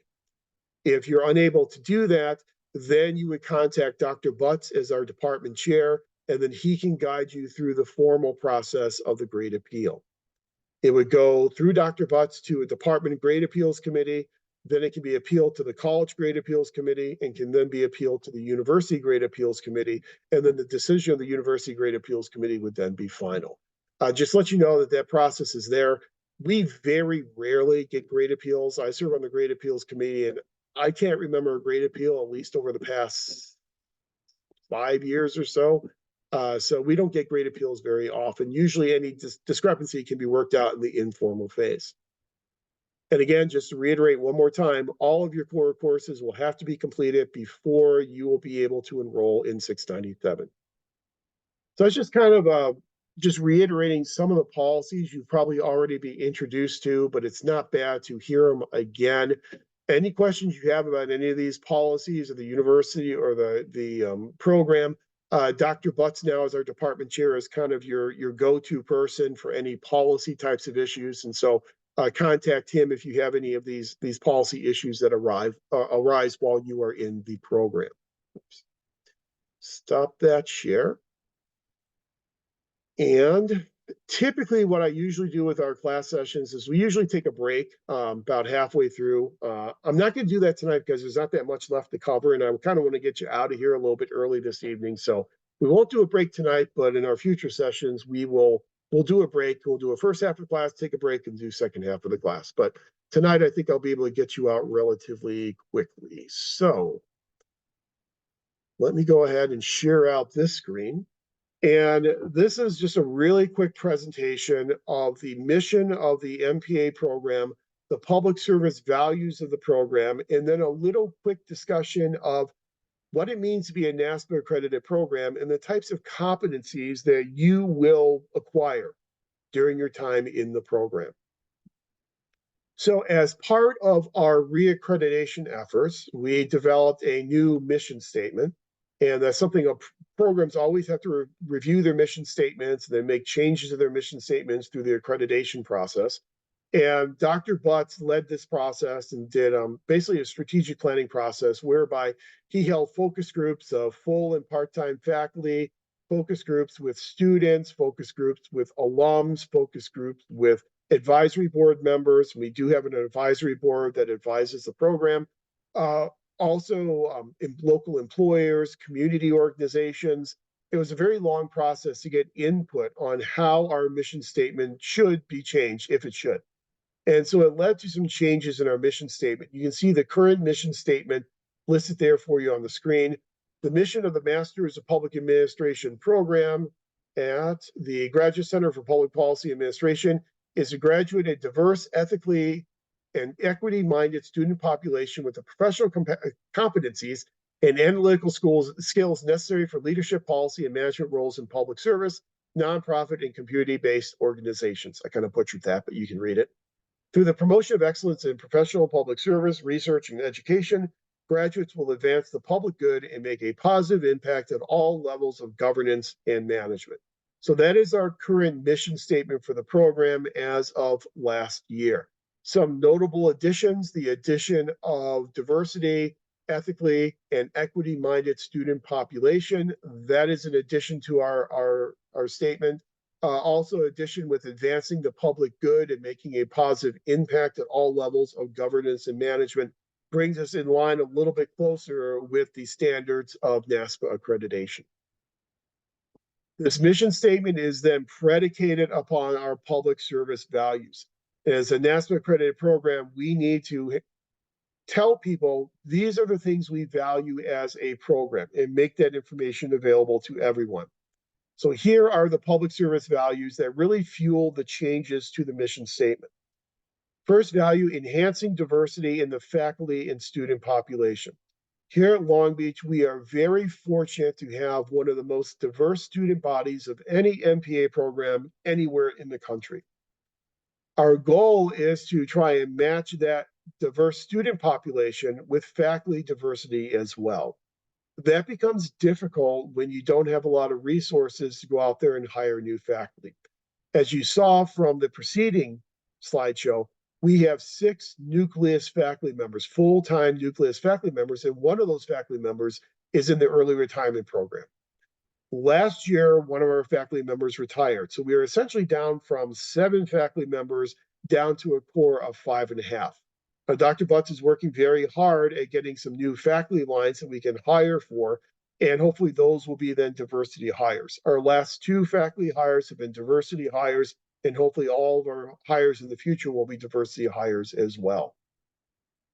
It's not only important to have a diverse faculty, but we understand it's important to embrace diversity in our teaching. So across the curriculum, we are incorporating diverse voices into our classrooms. We are changing up some of the required readings in our classes to have readings that come from more diverse scholars and people who represent more diverse populations. Promoting the public interest, because after all, that's what we are doing, is we are training for the public service. Ethical behavior and integrity. Working in the public service means that we are held accountable to higher ethical standards than if we are working in the corporate world. And in week number 3, after Kelly Janisic does her presentation, we will get into some of the ways in which we try to advance ethics in the public sector and the way in which we try and advance ethics within our MPA program. Rather than having a standalone core ethics course, which would be another 3 units on top of the 39 units, we instead sprinkle ethics throughout our entire core curriculum. So we spend a week in this class on ethics. You'll cover ethics when you do budgeting, HR, org theory, policy, and research methods. And so it's something that will be a common thread throughout the entire program. Social equity and social justice. And Dr. Butts has done a very nice job of introducing new colloquia and new guest speakers to come to campus to emphasize the ideas of social justice and social equity. But at the end of the day, when you graduate from an MPA program, you need to be equipped with the competencies necessary to be effective leaders and managers in the public and nonprofit sectors. And so we really focus on those competencies in our courses. And specifically those 5 competencies that NASPA requires for every NASPA accredited program. Number 1 competency is to lead and manage in the public interest. Number 2, to participate in and contribute to the policy process. Number 3, to analyze, synthesize, think critically, solve problems, and make evidence-informed decisions in a complex and dynamic environment. Number 4, to articulate, apply, and advance a public service perspective. And number 5, to communicate and interact productively in a culturally responsible ways with a diverse and changing workforce and society at large. Those 5 competencies are called the universal competencies because every program must demonstrate, in order to keep its accreditation, how those competencies are taught within their MPA curriculum. So what we have done is we have worked very hard over the years to identify which courses will convey those competencies and then to develop assessment measures and assessment mechanisms for measuring those competencies. So the pre and the post-instructional assignments in those 5 core courses, the 5 case studies that you do in 697, those are all assessment tools that allow us to measure your acquisition of these 5 universal required competencies. In our course, PPA 500, as the first course in the program, we emphasize the competency of to lead and manage in the public interest. We will talk about how you manage fiscal resources and human resources and organizations.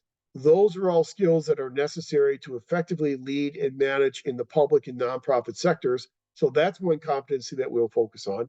And the other competency that we really focus on is that 4th one there, to articulate, apply, and advance a public service perspective. We will spend a lot of time talking about public service and talking about the differences between public and private administration and how working in the public sector is different than working in the private sector. So when you leave the 500 class, you should have a very good, very strong understanding of the fundamental differences and sometimes even similarities between public and private sector management. As you go throughout the program, other courses will then emphasize other competencies. You know, when you get into your 5T5 public budgeting course, you'll emphasize the analyze, synthesize, think critically type of competency. Obviously, when you get into 670, the emphasis is primarily on the ability to participate in and contribute to the policy process. In all of our courses, well, not all of them, but a lot of our courses, we have presentation requirements. Not this course, but some of the other courses will have presentation requirements. Those presentation requirements will help us with the communicate and interact productively, that fifth type of competency. When I teach organization theory, we have a presentation requirement for that fifth competency. When I teach the intergovernmental relations course, we oftentimes will have a presentation requirement as well for that fifth competency. So I think it's important as you enter the MPA program to be aware of what these 5 competencies are, because any NASPA accredited program will have to develop ways to teach these competencies to their students.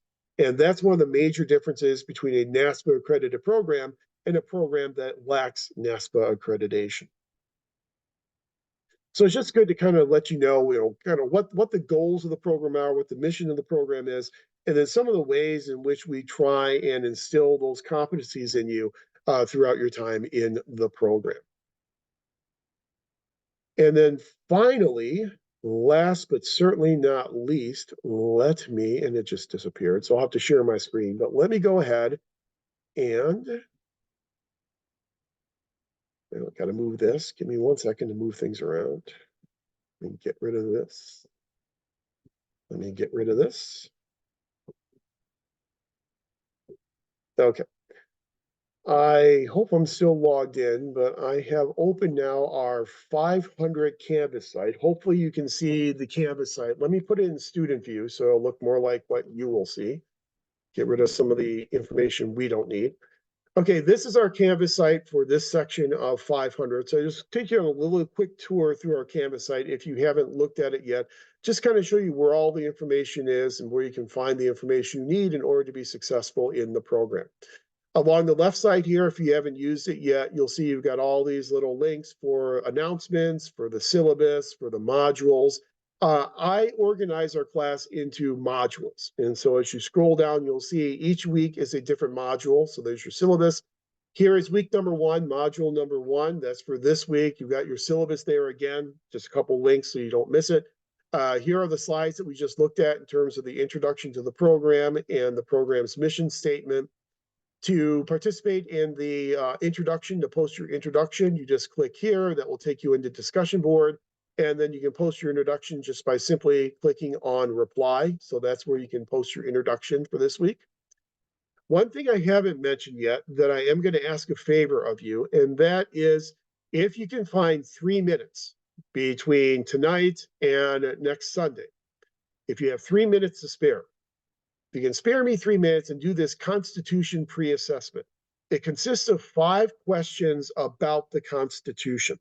It is an assessment that is ungraded and is also anonymous. So I have no idea who answered what, and there's no grades associated with it. It is purely just an assessment exercise. So I can kind of get an idea of what everyone knows about the Constitution before we talk about the Constitution next Tuesday. If I find out everyone is a constitutional scholar, then we don't have to cover that information on Tuesday. But it's, again, it's only for 3 minutes. It's a timed assessment. I made it so short because I don't want you to use anything outside information. I just want you, it's a multiple choice, 15 questions, and just answer knowing what you currently know about the Constitution. And I would ask that if everyone could just do that. It'll take 3 minutes. Do that before Sunday. Again, you just click right there and it'll open up it's called a quiz, but it's not graded, but it'll open up the quiz for you. And it's just 15 multiple choice questions. So if you do that before Sunday, I would be eternally grateful. Let's scroll down then. Here is week number 2. And again, same type of thing for week number 2. Here are the American government slides that we'll be using next week. Link to the articles, link to the Constitution, link to all the Federalist Papers. This will take you to a link to all 85 Federalist Papers. You don't have to read 85 Federalist Papers, but here are the separate links for Federalist Paper number 10, 39, and 51. If you want to read more of the Federalist Papers than that, I certainly welcome you to do that. But you only really have to focus on 10 and 39 for next week. And then to complete your first Canvas essay, there's the link there. Just click there, hit reply, and put in your response. Then in our third week together, as I said, Kelly Janicek will be coming at the beginning of class. And so here's a little tutorial that she put together for our distance learning program. And then she will lead you through a slideshow. And in her slideshow, she'll not only show you how to do public administration related research, but she will also introduce you to APA. I don't know if you've used APA a lot in the past, but APA is a style manual for the MPA program. So for all your future courses, when you are doing research papers, when you're going to have to cite information, you will need to cite information and prepare your papers in alignment with APA 7th edition. If you don't have APA 7th edition, you may want to think about buying it because it's something you'll be using throughout the entire program.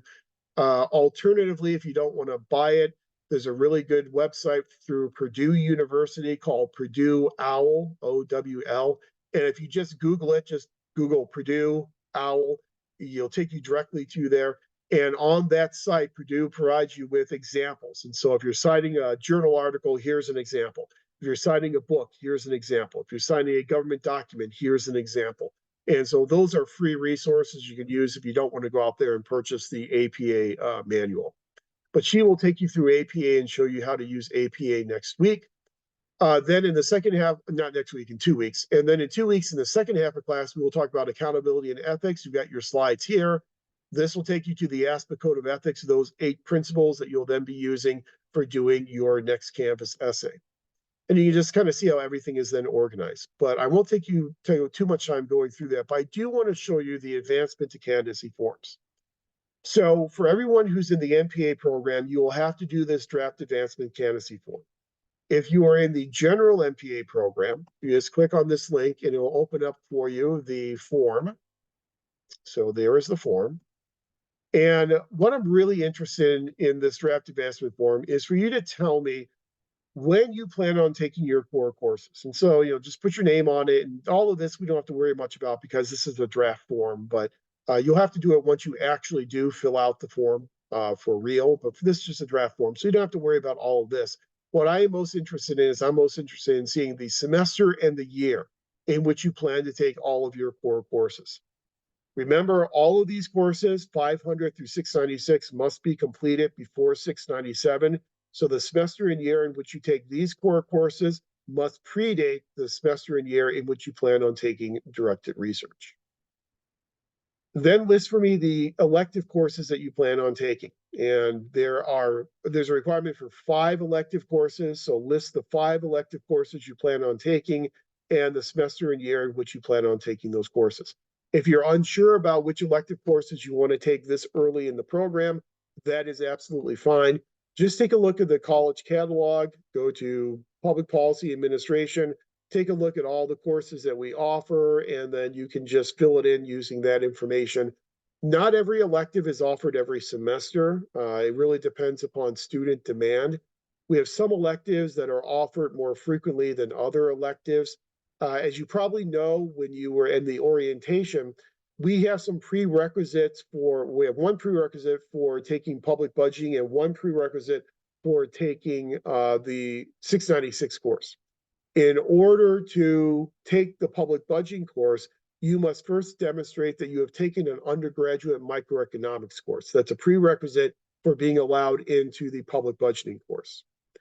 In order to fulfill that prerequisite, you either have to show you have an undergraduate economics course, or you can also then take a course we offer in the program called PPA 518, Microeconomics for Public Administrators. The Microeconomics for Public Administrators will not only be your ticket to get into the budgeting course, but it also can then count as an elective as well. So it can be one of your 5 elective courses.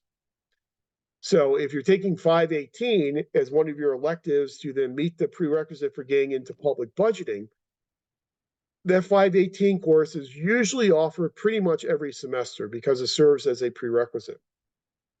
Then before you can register for 696 research methods, you would have to demonstrate you've had an undergraduate statistics course.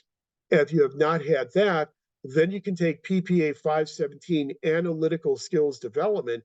That will serve as a prerequisite to get you into 696, and it can also then serve as one of your electives. Again, 517, because it's a prerequisite, is usually offered more frequently than a lot of our other elective courses. If you are not in the urban affairs option and you want to take 610 seminar in urban affairs as one of your electives, that one tends to be offered relatively frequently as well. 571 leadership is an elective that's also offered relatively frequently. 535 intergovernmental relations we offer every single summer. So that's only during the summer. It's only during summer session 1. Let's see what else. 525 nonprofit management, that's usually offered every semester. 540 grants administration is usually offered just about every semester as well. So those are really frequent types of offerings. Some of the other electives are offered a little bit less frequently, but just, give the old college try, list the 5 that you're interested in and just what semester and year you think you'll take them in. All I really want to do with this form is to make sure that you have sequenced your core courses correctly and that your electives kind of make sense in terms of your course selection. So if you're in the general MPA program, you'll be filling out this form. If you are in the option in urban affairs, then here is the link for that advancement form. If you're in the option of public works, there is a link for that form. Let's see, what else can I show? And then I won't go through the whole thing, but you can see how we have each one of the modules and then the slides that are available for that week that we'll be using, and then the link for your Canvas essays. Some of the weeks we have some information on here that's like supplemental information. So for instance, in week 6, when we're talking about things like managing resources, here are some examples of different ways in which we can use performance evaluation forms, things like graphic rating, things such as behaviorally anchored rating scales. There's a link here to the general schedule, which is a position classification system for the federal government. Point factor job evaluation, the most common way in which we evaluate jobs in the public sector. So that's just some supplemental information for you. The following week, when we do the management of fiscal resources, here are some links to those different budget formats. We'll talk about things like line item, performance budgeting, program budgeting, and zero-based budgeting. So just some supplemental information for you to use to kind of supplement what we are covering in class that week. Again, you don't see the midterm assessment link or the final assessment link on here because they have not been released yet. But 2 weeks before the due date for each of those, you'll see the link magically pop up there for you. And whenever you're ready to complete the midterm and the final, just click on that link and then you can upload your answers. You can check out your grades with the grades linked. Obviously, if you want to just go directly to our 5 discussion forums, well, really 6 with the introduction, you can click there and that will take you directly into each one of the discussion forums. Again, the first one you'll be doing will be your introduction, which is here as well. So you can access it either way. You can either access it through the discussions link, or you can access it through the link I've provided in the relevant module. Same type of thing with your assignments and turning in the initial skills self-assessment and the draft advancement candidates form and the midterm and the final. You can use the links I provided in the module, or you can click on assignments and then you have links in the assignments. They're not overdue, so forget about that. But you have links in the assignments in which you can submit the assignments directly. I have to change the dates on these two. That's why they're saying they're overdue. And I think that is about it in terms of our little mini tour of Canvas. It's a pretty user-friendly type of platform, and I think you'll like using Canvas. We just moved to Canvas about a year ago. Before that, we were using Blackboard, or what we call here at Long Beach, Beachboard, because we're fancy. But we've replaced Blackboard now with Canvas, and so all your courses moving forward will utilize Canvas as opposed to Blackboard. Okay, I think that is it for all of our information tonight. You guys have been very quiet, but let me open it up now. Do you have any questions at all about either the course, the program, anything at all tonight?